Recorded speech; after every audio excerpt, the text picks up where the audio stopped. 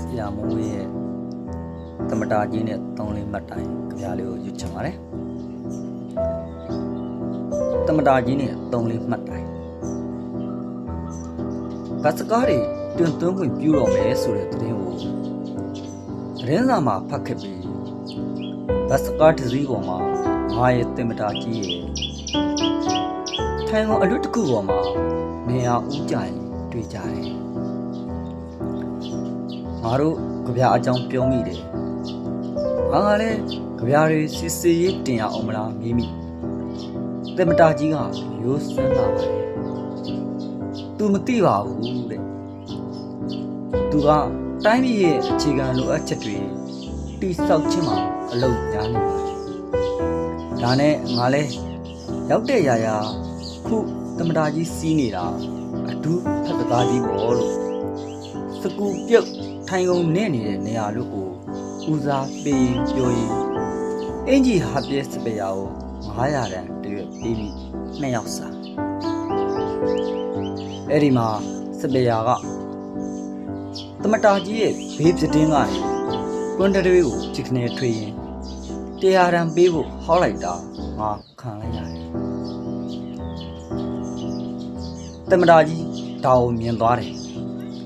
သမတာကြီးကိုလည်းခရီးသည်တွေမြင်သွားတယ်ဒီလိုနဲ့စံပြဒီလိုနဲ့စိန်ကျွင်းဒီလိုနဲ့ဘိုးကလပ်ဒီလိုနဲ့အဲ့ဒီရှိနိုင်ငံသားရေးဝန်ကြီးရုံဟောင်းပြုပြင်စေကိုကြက်ခနဲပြီးတော့မှအမျိုးသားပြတိုက်ငတ်တက်ရက်လို့ပြစ်ကျက်နေတဲ့ပစကားပေါ်ကိုထိုင်ကုန်အပြည့်သာတင်ပြီးဆိုတဲ့စာတန်းလေးကိုသမတာကြီးကဘာနဲ့ဆက်ဆက်နေရင်အလုံးလိုက်မှာပိုင်ပြီရိုင်မာကရှေ့ကတွန်းဆုံနေတဲ့နံပါတ်မဲ့ကြီးတောက်တောက်ကြီးကိုကျိတ်စစ်မိုးကလည်းမေလလည်းမှာရွာရင်ကားခေါင်မိုးကလည်းဒီလိုလိုကြဒီတော့မှသမနာကြီးကတပြင်းချစကားတခွင်ပြောတယ်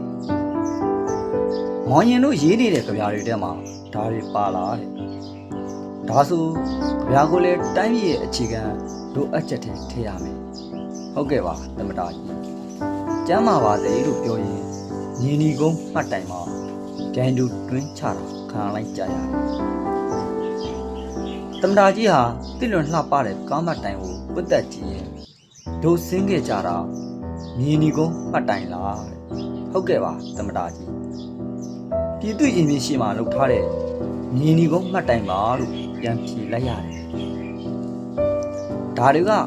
မော်ရင်တို့ကြပြားတွေထဲမှာပါသလားတဲ့ဒါဆို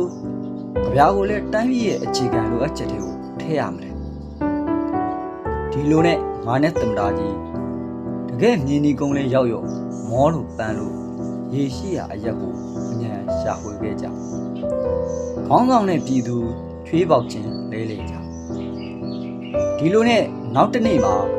သမတာကြီးရဲ့ကျမ်းမာရေးသတင်းတွေပြန့်နှံ့နေတယ်ငါတို့ရဲ့ကြပြားတွေဟာလည်းတိုင်းပြည်ရဲ့အခြေခံလိုအပ်ချက်တွေပါမပါမွန်ဝါခဲ့ပါတယ်